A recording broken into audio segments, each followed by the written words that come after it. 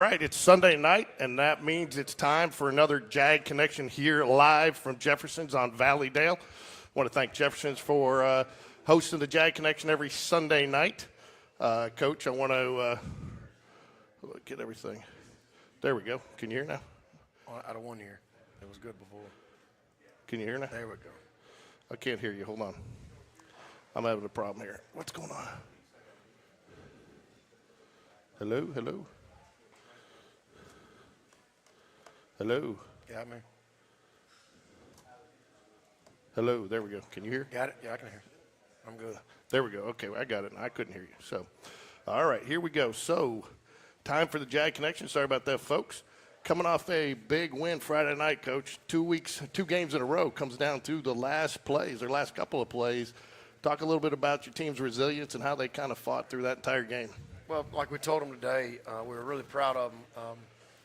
You know, when you train like a heavyweight, you're used to doing heavyweight things. And doing heavyweight things, you're used to taking big shots. And, you know, we took a bunch of shots Friday night, and we walked into a very hostile environment with Helena, and a very good football team who runs the ball. They're very physical.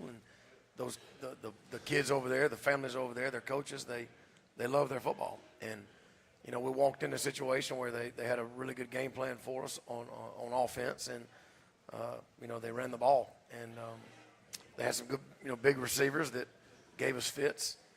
So it was, you know, it was a heck of a ball game. We knew our kids. We told them it was going to be a dogfight. It was going to come down to the end. You know, and we had a chance to kind of, you know, put the game away in the fourth quarter. You know, we have a 2-score lead, and we don't do it. You know, and you can't leave teams like that any hope, because they're going to come back, and they did. But like I said, our kids, you know, you can go watch the last play of the game, the 2-point conversion, and you'll see Braden Matherson make a great tackle. But then as soon as the kid reaches for the goal line and is short, there's 3 or 4 white jersey bodies, blue helmets, flying, diving on the ground, just trying to keep the kid away from the goal line. Yeah, we got that shot. I think we got to get a little still frame of it. We'll show here. We go over plays and chalk talk. But you saw not just a couple, but there was several. Half the team was following them. And they did not want that kid to score. They so did our not. Kids, you know, they kept swinging, man, and they wanted to win. They didn't want to lose that game. Yeah, you talked about one of your keys to victories. It was obviously get off the bus swinging. You kind of did that. You drove down. You get a touchdown. You had a chance to seize a little momentum, but unfortunately you kind of got a few drives there early, stalled by penalties. But what did you tell the team there to kind of overcome that? Because they seemed to clean that up later in the game and in the second half. Well, we just tell them don't panic. Don't panic. You know, you in a game like that, you can't have a 9-yard run come back, and instead of 2nd and 1, it's 1st and 19 because you hold, you know, and just don't panic and just keep swinging. And that's what our kids did. Our coach didn't panic, and, you know, our defense got out there and played hard. But, you know, offensively, they didn't panic at all. Yeah, and you talked a little bit, you know, you had some chances, and you know, you said stay calm. And I talked to Brock Bradley this week, and he said, you know, that one of the words that he used that really resonated with me talking about it was that the team never panicked. You know, they stayed in your fight. You took a few blows, but then you punched back. And he said he really felt like that showed some of the maturity on the team. Do you agree? Well, yeah, there's no doubt. I think the last drive of the first half, we had the ball backed up on our own end. And, you know, instead of just kind of going to halftime, you know, we said, no, let's go score. And our kids had a heck of a drive and went right down the field and tied it up 14-14 going to half. Beginning of the second half, you know, we had defense gets the ball back and offense goes right down the field and scores. So, you know, the last few minutes of the first half, the first few minutes of the second half really kind of put our kids out there like, all right, let's just don't panic. Let's just keep swinging and chip away and just do what we do. And they did, and we're really proud of them for that. You talk, and then, you know, one of the other keys to victory was protect football. And that was a wet night, on and off again, rain. Running backs, you use them a lot of different ways. Lots of carries, you threw to them out of the backfield. No turnovers.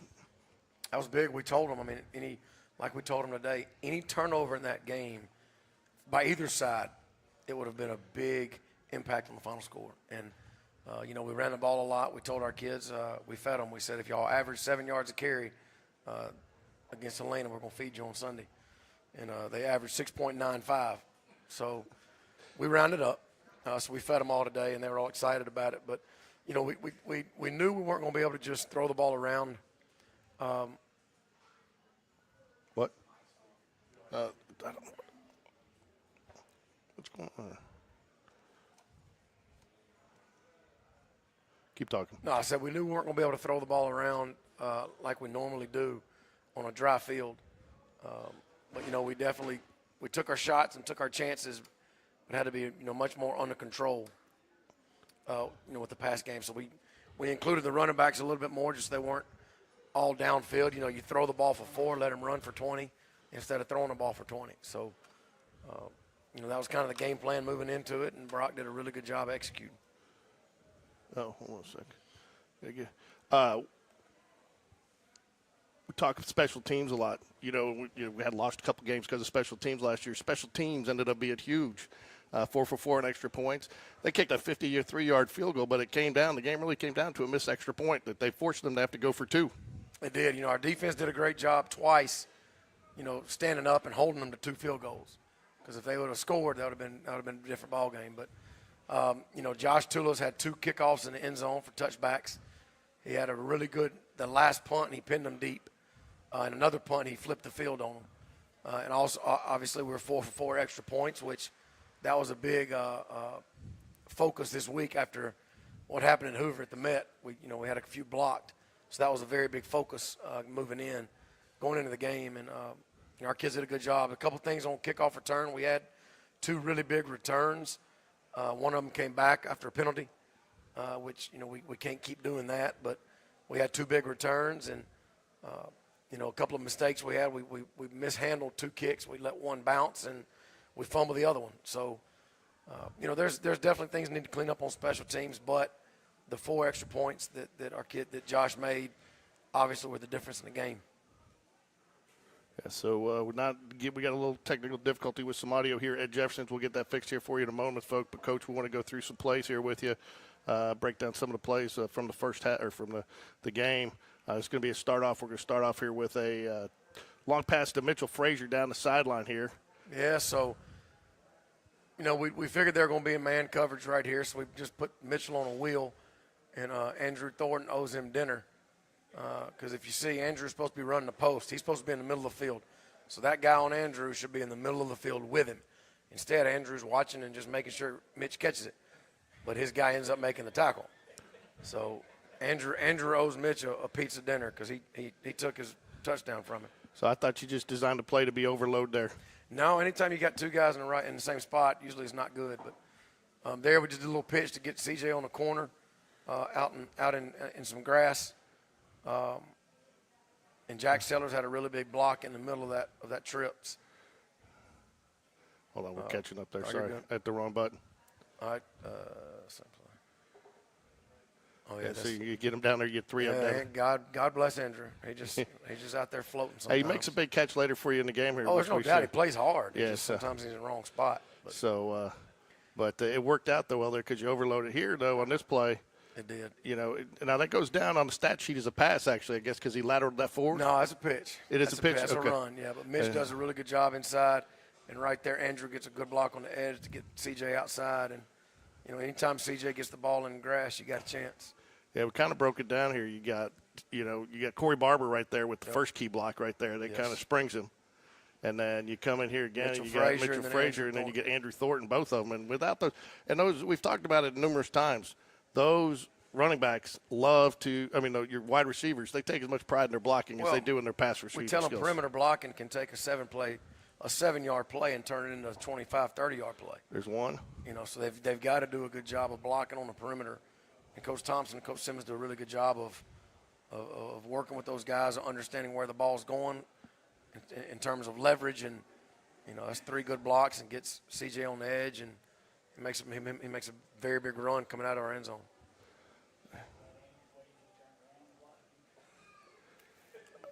All right, here's another pass. Here's the pass, I believe, to Andrew Thornton. This was 4th down.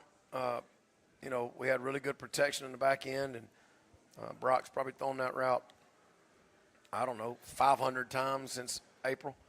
But this time Andrew ran it, did a good job. Corey took the top off, and Andrew came underneath him, and Brock had a nice little pocket. Yeah, we had a great pocket. That's one of the things we highlighted here. It's a great little pocket. And even then, you just kind of a little bit of an afterthought here. You have big number 72, which I believe is Jackson Bell. Mm-hmm. He gets down, finds somebody to block the linebacker on a little bit of a delayed. He's coming after he sees his drop back pass. and he goes and he hits him, gives him just enough time. But Brock does take a little bit of a hit here, stays in the pocket, steps into it, still makes a nice throw. He does. I mean, it was 4th and 10. He had to make that throw, and he did. And Andrew did a really good job making that play. Again, here you got a nice little play, good coverage, design one-on-one where you get it out there to where CJ can just make one-man miss. Well, we knew they were going to be in man a lot, and on a rainy night, that makes that linebacker run with CJ. And even though you might have an X on RO, we feel like RO in space is tough to handle. He just makes one.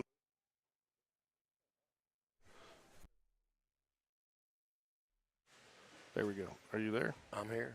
Well, what's going on with the audio tonight?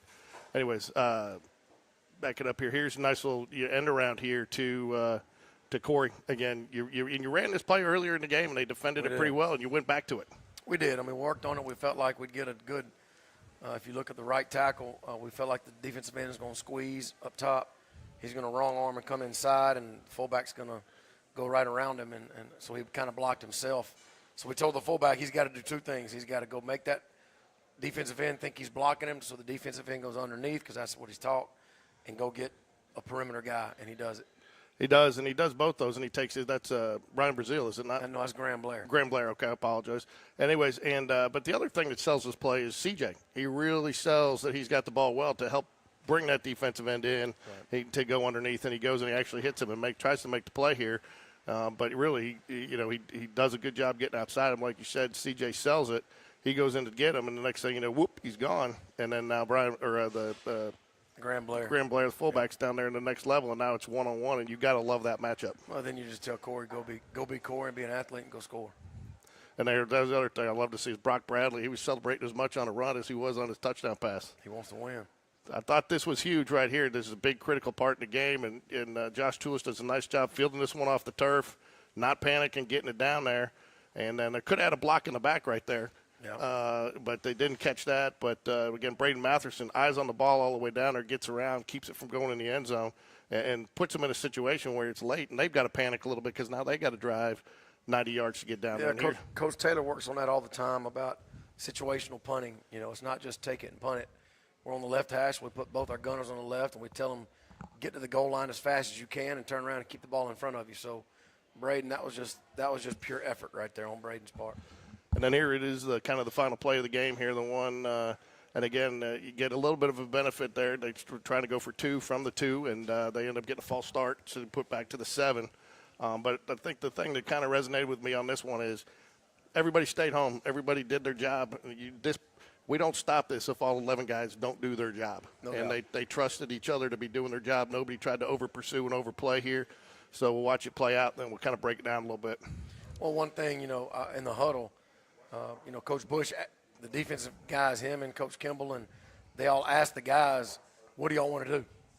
Do y'all want to go man? Do y'all want to whatever? And he gave the kids the option. The kids said what they're comfortable doing, and I'm glad they went zone because as you see it, as the ball went left, they moved left. As the ball went right, they moved right. And they did a really good job of staying home, and that quarterback made a heck of a play. But that 5-yard, the 12 men on the field, 5-yard penalty turned out to be a big deal because instead of him having to scramble for 8 yards like he did, he had to scramble. Instead, he could have scrambled for 3. So that ended up being a big deal for us. So everything's a game of inches, and but you'll see a lot of white jerseys flying to that football when he reverses his field. And everybody eyes on quarterback again. Everybody eyes on quarterback. They got him cut off there. He makes a nice cut. To your point, though, that gets slipped. But then you can see Braden Matherson just off the screen there, staying home, and then breaking down and just keeping square with him and just textbook tackle there. And E.J. Curley's flying in, and you'll see Noah Hendricks, I believe, come flying in.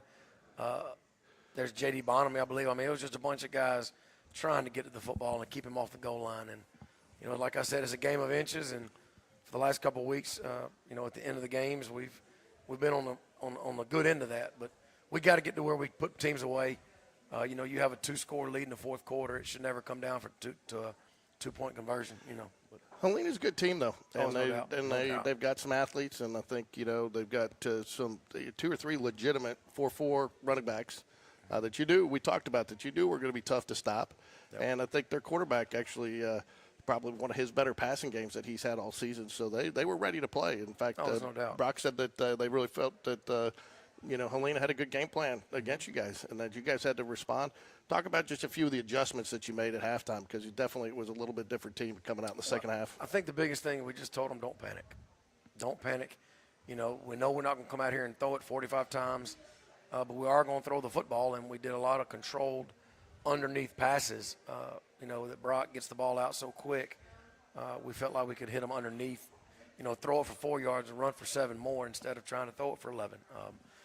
But defensively, we just, every time somebody would get hurt, defensive coaches just kept having to adjust the game plan and try to keep everything in front of us. That's what I told them today. I mean, we gave up some runs. We gave up a couple of important passes, but we didn't give up any 75-yard runs. We didn't give up any 60-yard touchdown passes. So, yes, we gave up yardage. We gave up some points. But, Helena, to their credit, they converted on a lot of 3rd and 4th downs, and they did some good stuff, But we just told our kids, keep fighting, keep everything in front of you on defense, try to force some negative plays, and offensively, just don't panic. We're going to keep doing what we're doing, and we got to run the football, and our backs had good nights. The schedule's the schedule, but, haven't done it in a couple of years. How big was it to get that first area win right out of the gate, start 1-0 in area? Well, any game in the region on the road is not going to be easy, but especially Helena. They've been the class of the region the last few years. They've been on the top, and, it's a very formidable opponent. They're very well coached. So to go in their place on a rainy night, when the wind was whipping and it's just not ideal weather conditions, to come out of there with a win, you're up 2 scores. We got down early, and then we flipped it, and we scored a few unanswered touchdowns, and here they come. They come flying back. So, the ups and downs, our kids just kept swinging, and like I said, do what heavyweights do, just keep swinging. You lose Arnold Bush there in the game. He's been a kind of a staple at that corner. You he doesn't get to come back in. He was done for the night. Talk a little bit about some of the adjustments Coach Bush made there to kind of fill that role, and because sometimes that is one of those things. You said you didn't know what the storm was going to be. That was one of the storms. We tell the kids all the time, you got to be prepared for storms, and you don't know what they're going to look like when they're coming. But, they put Hagan Holly was actually sick. He didn't feel good, but he had to go. He couldn't come out. J-Mo Mosley, he had to go in there and play as a 10th grader, and at one point, one of them got hurt, so we had to put Matherson at corner and bring Kean Taylor to Sam. And, there's just a lot of moving parts back there. But those kids believe in the coaches, and they believe in what they're doing, and they don't want to let their teammates down. So, when you get that recipe, when all those things are going for you, the kids are going to do what they can do. And, defensive coach did a great job of keeping us in the game and making plays when they had to. I'm sorry, I lost my train of thought there briefly. But when you get a hard-fought game like that, do you feel like you breathe a sigh of relief when it's over, or do you feel like you had a major accomplishment? A little bit of both. A little bit of both. Personally, my nephew was on the team. He was a 10th grade long snapper, so I know my family was dadgum. They didn't know who to cheer for, how to watch the game, and. So, for the Vakakis family, I'm glad it's over. But no, it's anytime you get a win, and I told him before the game, like, you're still my nephew. You're going to be my nephew next week. Like, win or lose, whatever happens. Just, he's a snapper, so I said you better have some good snaps. But anytime you can go in somewhere like that and win on the road in this region early through the rain, is a good thing. So, yes, I'm glad it's over, but we got to move on, and we got another real big one this week. All right, we're going to bring the middle school coaches up here. We're going to take a quick break for a second. Youth League. Sixth grade coaches. I'm thinking middle school because I was getting ready to say after that we are going to be covering the middle school games this Thursday. We're going to be broadcasting middle school play Simmons, crosstown rival Simmons. So we'll be broadcasting 7th and 8th grade games on Thursday. That's awesome. But we're going to bring up some of our 6th grade coaches that had a big victory over Cahaba Valley on back and forth battle. And you're giving us we're seeing a lot of good football between all levels of the last couple of weeks. Well, our families care about it. Our community cares about it. Our kids care about it. And anytime we can highlight that, we're going to do it. So I'm glad these guys are here. Okay, so let's go ahead and bring them up and take a second.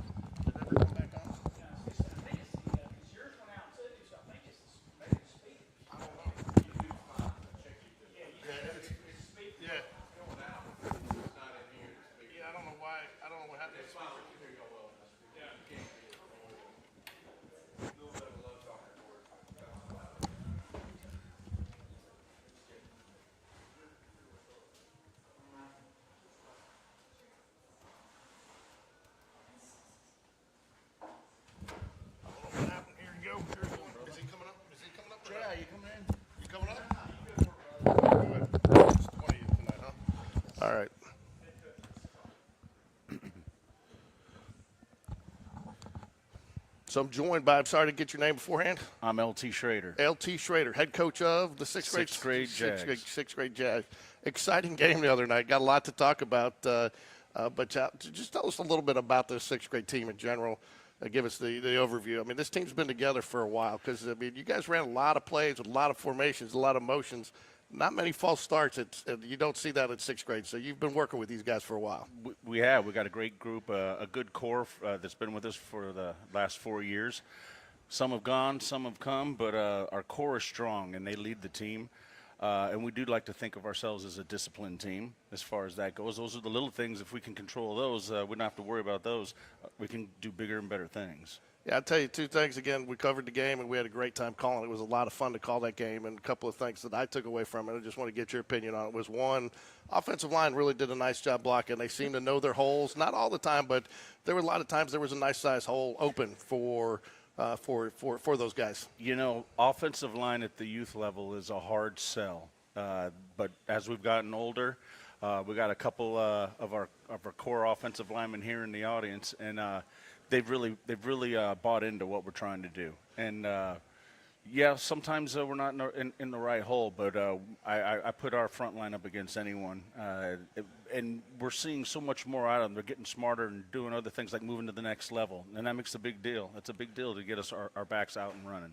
And another thing I took away is you're utilizing a lot of your talent. You had 4 guys in the backfield. You used them all in different ways. They either ran the ball, you used them as almost pulling blockers, fullbacks, some misdirection. Mm-hmm. But you're really taking advantage. And A, a lot of different formations makes it hard for the other team to prepare. But B, they don't know who's going to get the ball. They can't key on one guy. So you really open it up. But you're also developing a lot of talent to go up into that second grade level, which I'm sure the middle school and high school coaches enjoy. I hope so. And, you know, those 4 in the backfield are strong, and we can go to any one of them at any time. But we got another 4 right behind them who could be starting for any other team in our league as well. And credit our OC, Justin Aldred. He's come up with a really good a mixture of things. It is keeping people guessing. And the thing with us, we can be dangerous outside. We can run it right up the gut. We can go off tackle all day long. Behind our line, they give us a lot of versatility to do different things. And you didn't have a true quarterback either. I mean, I know Hollis Bennett started it for you, and he took it and he handed it off. Some did a nice job there, but you did some wildcat to all 3 or 4 different guys back there. You had a couple of guys take the snap and hand it off. So, again, developing a lot of skills for these kids. And really, that's what youth football should be about. And that's the philosophy we take. We're trying to make the kids love football and be in love with it. And so further on down the line, as they get into junior high, middle school stuff, and high school for Coach V, that he has a lot of options, and they're already familiar with what they're going to see and hear from him. So I got to know, and you come away with the victory, but you probably had the worst 17 seconds of football that you've ever had. They call a timeout with 2 seconds left there, and they get a back and forth, north and south, east and west run. Yeah. And then he comes right out in one play on the third quarter. But then you shut him down after that. So real quick, I mean, how do you take that? I mean, as a coach, you got to be pulling your hair out in that 17 seconds right there. But afterwards, you guys as a coaching staff rallied, and they didn't score a point the rest of the game. Well, that play took all 17 seconds, too, and he used every bit of the field as well. Number 0, credit to that kid there at Briarwood. Coach Stifler's done a great job with that team, bringing them up. But that kid's a special talent. I think we're going to hear and see more of him. But our thing was, in all honesty, half our kids had their water bottles and headed to the end zone before that run, and so that stung. It made it a different game, but our plan was, hey, let's get back to doing what we do. Let's be us. We'll take control. It was good for us. I don't like being down. I don't like being down by 2 touchdowns, but we saw who we were, showed some intestinal fortitude. I was very proud of how we came out in the second half and did what we do.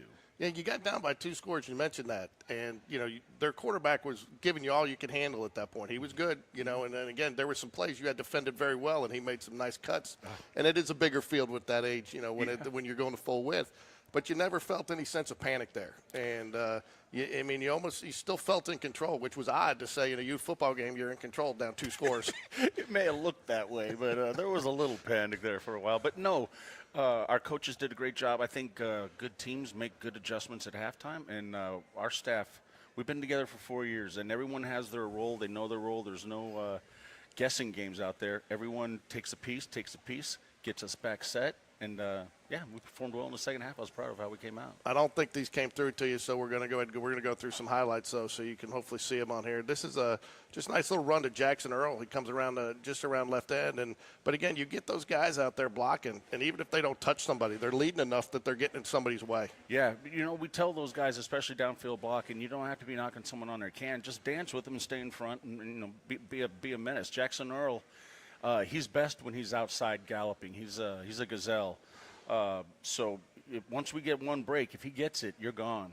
So that is a touchdown at the 10-yard line. You play on an 80-yard field.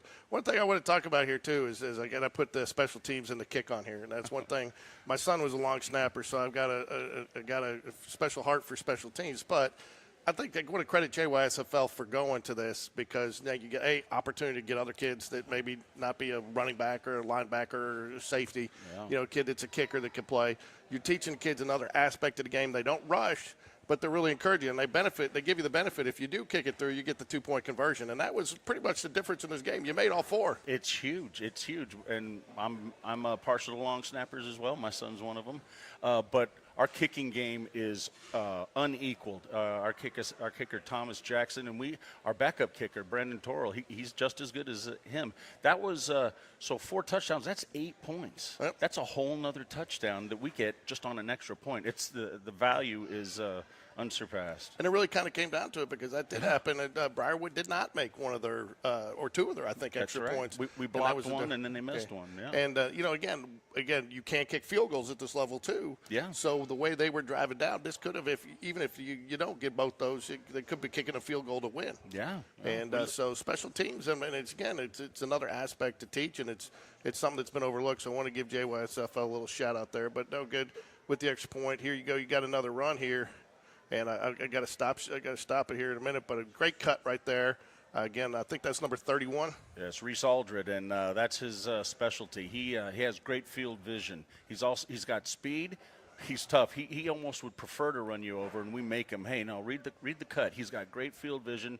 He sees when other players are not squared up, and he can turn them real fast. And one thing I took away here, the play started on the 35. Well, we're going to call it 35 just because it's marked that way, but I know it's because of the 80-yard field. But I counted 8 guys that you got downfield at the 45 blocking for him down there. And it really turns what could have been a 6-7-yard gain with his cut into about a 30-yard gain. Yes, and it has in previous games.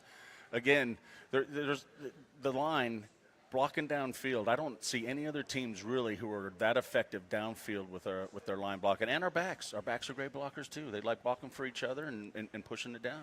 I think that's something too that probably you've seen the benefit of with your scheme is you get the ball to so many different guys. They realize if I'm going to block for this guy, he's going to block for me. So there's benefit. You got cause and effect benefit there. That is exactly it. That's right. And that's how they take it too.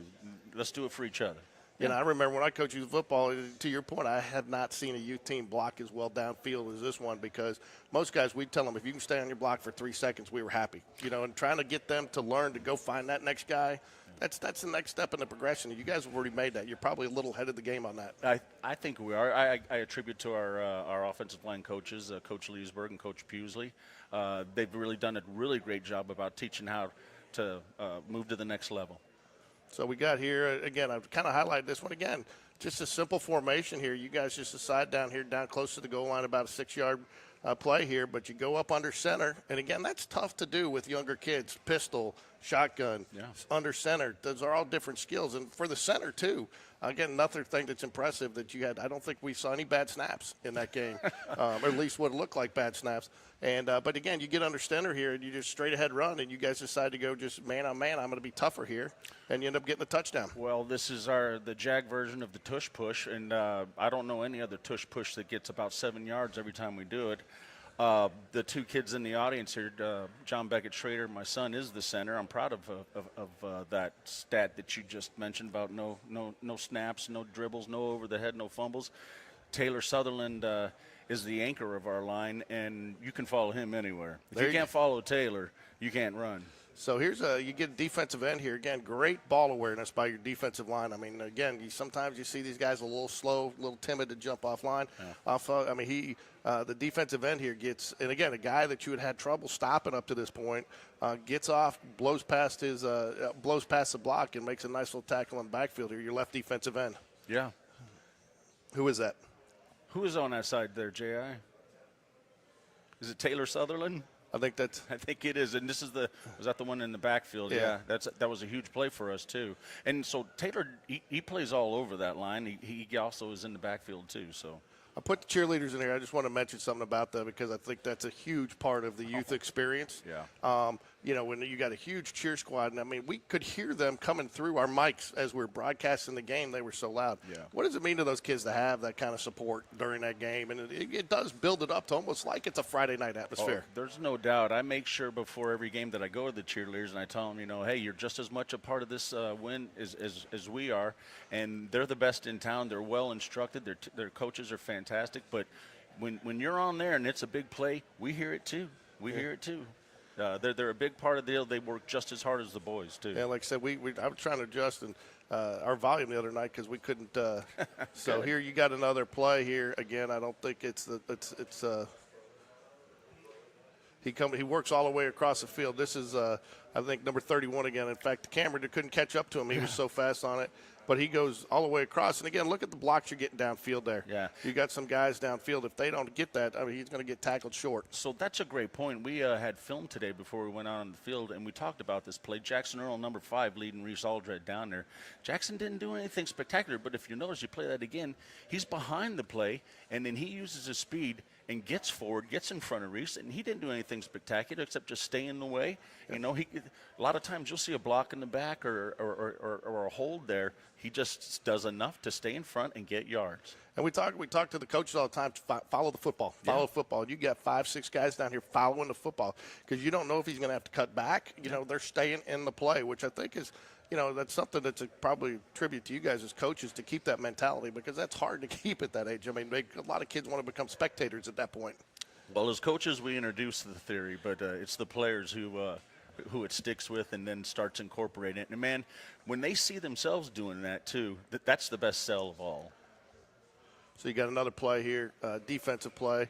Again, this guy gets through through the block, and again, a great, you know, sticking with the play. He gets an opportunity, slows him up enough, but number 4 takes a nice angle here, gets low, tackles him for a loss. So that's Thomas Jackson sticking with the play. That's our kicker, by the way, toughest kicker you have in the entire league. But yeah, we made a little mistake on not tackling low and swinging him, but we had backup behind. Yeah. I was proud of that. Yeah, so they, you know, again, Big loss. kids sticking with the play. Yeah. Again, here we go again. Here he is again. Thomas, number 4, he comes in and he does a great job sticking with it and just dragging it out.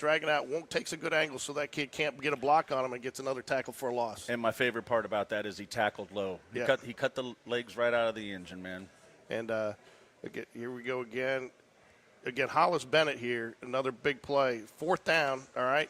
And they try a little fake here, but he doesn't over pursue. Yeah. He keeps his eyes on the football, and it doesn't follow the fake. You know, he's good squared up here on the play, and then goes ahead and makes the tackle for a loss here. And I thought that was impressive, especially it was a big 4th down play here, and he gets a good angle on him, takes him down for a loss. It's nice when your quarterback can do things like that on defense, you know?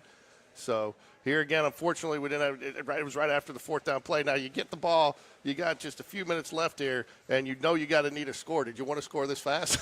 We thought when it happened, I thought, oh, have we done it? But no. I have faith in our defense. We got a great defense. Coach Leesburg's done a great job with the boys. So he gets through the hole so fast here, and again, I got it on here, but look at that hole that's through there. I mean, and again, you've got every offensive lineman engaged. A couple of double teams, you give him a good hole where he can just plant and go here. Reese Aldred doesn't need much, and that's the thing. Like I said, he has great field vision. He's also a very patient runner. He can be fast and shoot through the hole when he wants. He shoots right through the gap there. Once he's in open field, I don't see anyone catching him. No, not even the camera on that one. Yeah, again, Reese would rather run you over, but he can outrun you too. Yeah, and I think this is one of the last plays we got. Again, another big. It's a 3rd down play here. Again, everybody, you got the 3rd and 4th down. This is their last drive at it. But again, look at all these guys you got pursuing. All right, keeping an eye. And I mean, they were not going to let that quarterback go. And he had beat them, and he scored a touchdown with 2 seconds left. But they, you know, you've got all those guys pursuing him, cutting off all his angles. And again, I think what I took away from this is, and no offense to Cobb Valley, you guys did a great job getting off their blocks. Yeah. They're all free to go pursue. That's right, man. Get some space in between you. They stayed down the line. They dragged the play out. He wants to probably try and turn it back and do some more. We got patient. Yeah. And finally just said, instead of chasing him, we stayed home, stayed in our spots. So now it's fourth down, kind of play of the game. 40 Yeah. seconds left here. Kind of is. Yeah. 40 seconds left, and again, you got your defensive end coming up the field here, and again he gets off the double team and gets through to make the big tackle there. I mean, just splits the double team. That was just sure. He hit him right in the middle and kept on going, and then we got the victory formation for the win. Again, on a 32-28? That's correct. 32-28 game. Yeah. So a lot of good stuff there. It was fun to see the future of Spain Park football. And, again, one of the things that I was impressed with was the number of kids you get in the game. You had a lot of kids play. 33. 33, and what's your roster? We got 33 kids. You got all 33 kids in. Yeah. So there was 40, 50 plays. Yeah, so and then on top of that, you're getting a lot of different guys' touches and building a lot of skill out there. But the other thing is saw a lot of team bond on that team. I mean, they played well together. They encouraged each other. They were excited for each other. You're right. This has been so far 3 games in. This has been a special year already. The kids, like you say, something clicks. And they form their bonds, and they've really taken it. I'm real proud of them. We've installed that family atmosphere from the beginning, but their roots are starting to bloom, and we're seeing it right now. I'm real proud. Talk a little bit real quick about the interaction you have with both staffs. I know the middle school works with you a little bit. I know Coach V has worked with you some. How important is that to the youth program? Oh, it's huge. I mean, we get everything that we need from them. We got a good in between with Coach Kevin Pusley, who's a middle school teacher there. He's also been coach for the middle school. So there's our connections right there. But Coach V, from him coming in, the day he came in, it changed everything for us as far as the SPYFL and as far as each individual team at each different age level. Their guidance is what sets our tone. And that's 33 kids that you got that are going to go into 7th grade next year that are going to have good quality football experience. And not to mention you bring in the kids from over the mountain because you have 2 leagues, but they're a little different. But you guys also work well together with them, don't you? I think so, yeah. It's a good blend. Yeah, we've got a good thing going here, man. So I don't know if you know this, but we are going to be back out covering youth football the week of October 20th. We're going to cover I think it's the 4th and 5th, or we're going to cover 2 games that Tuesday, and we're going to cover 2 games that Thursday. So we'll get 3rd, 4th, 5th, and 6th. We're going to get all that action. So we're going to get a lot of Jaguar youth football action. So I know the parents seem to enjoy being able to get to watch some of their and from afar. But what's on the horizon here from you from now until then? Well, we got a stiff one tomorrow night versus Pelham. They're 3-0. We got our hands full again. And then we play 2 Hoover teams to come up, so it doesn't get any easier. But I like where we're going. Tomorrow night's going to be a real test for us because last Tuesday was a real workout. Cahaba Valley gave us everything we wanted. And so we get past tomorrow, we can pave our way if we want. So, but we're glad to have you. You guys did a great job. Well, thank you. It was fun to see a game and have commentary on it, and especially knowledgeable commentary. And man, you've shown me how familiar you are with this, and I'm really impressed. Thanks. Well, thank you. Thank you very much for joining us tonight. We're going to bring Coach V back up, but we look forward to seeing you. Go Jags. Thanks. Go Jags. All right, V. Thank you, brother. Thank you. Enjoyed it. I appreciate it. Hello. Hello. Hello. Hello. I don't know why we lost the speakers. I heard them pop, but all right. So, did you get a chance to watch any of the youth football this week? I did. Actually, I was watching. I kept hearing the name Sutherland making plays in the background, in the backfield. So it was Isaac Sutherland, 9th grader, his little brother. So that was cool to watch. So talk to me a little bit about, as a coach, you've got to like the way they're developing players at that level as far as getting so many kids touches. Unfortunately, sometimes you see some teams where one guy gets a touch and you're really only developing one guy in a skill because these kids' bodies change. Sure. A kid that may be a quarterback right now in youth football could end up being an offensive lineman, depending on how, they mature. No doubt. I mean, I think the biggest thing that our youth guys do such a good job of is getting it to where the kids enjoy it. And they enjoy the game of football. They enjoy playing with their buddies.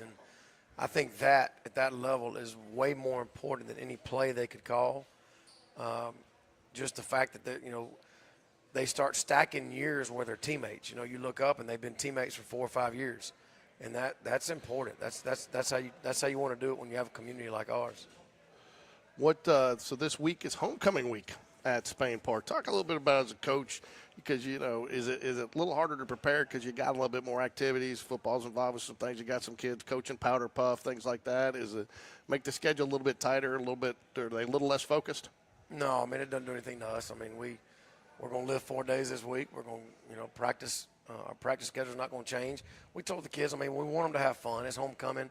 We want them to have a good time, but make no mistake about it. You can have all the fun you want to have during the week. If you don't win on Friday night, it's not really worth it. So we try to keep the main thing, which is the game on Friday night, and try to have a little fun in the meantime.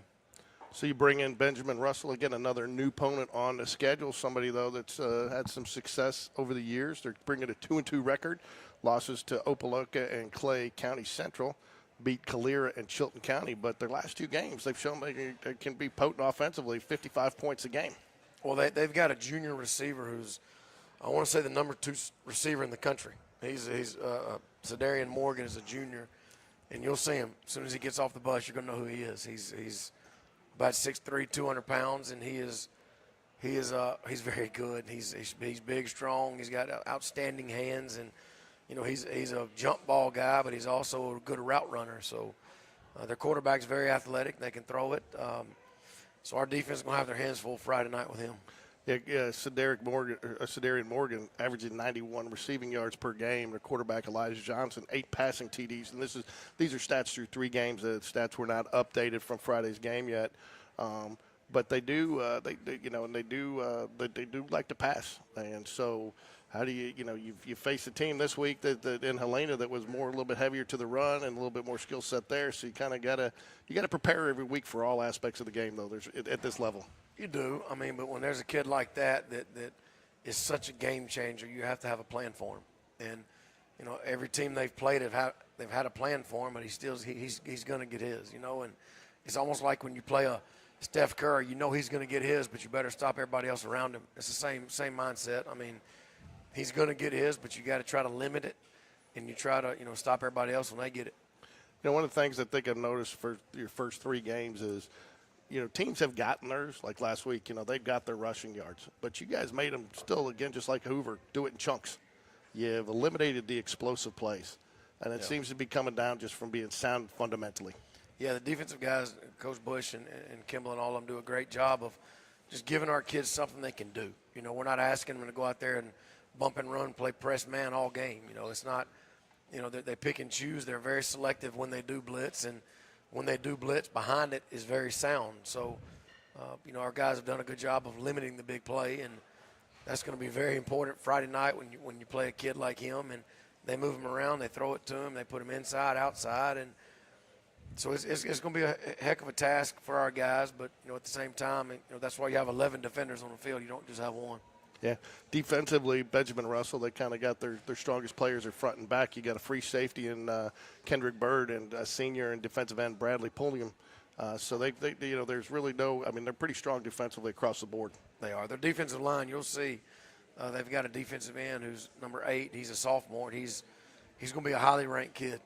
He's got a bunch of offers from SEC schools. He's a very good player, and they got some big D linemen, and they got a good-looking safety. I mean, they've got good-looking players over there that are going to play hard. So, we're going to have to just do what we do. And, in games like this, you don't come up with gimmicks. You don't come up with little wrinkles that are good that you can depend on to win a game. You're always going to have a couple of wrinkles that'll help you move a drive or have a big play. But at the same time, you got to be good at something, and you got to hang your hat on what you have. And we have Brock Bradley and our running backs, Dakari and CJ played well last week behind our line. So, Corey Barber, Mitchell Frazier, we're going to be who we are, and hopefully we can execute a little bit and protect the football and make explosive plays when they're there.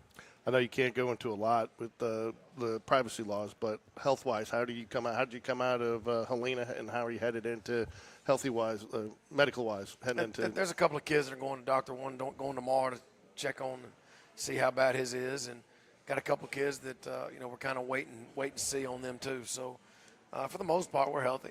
We've got a lot of guys that are banged up, but I mean at this point in the season, when you play as hard as our kids play, they're going to get banged up. So, but I think we'll be okay going into this week. Offensive line's done a nice job this year, kind of coming together again. You had to fill some holes. Connor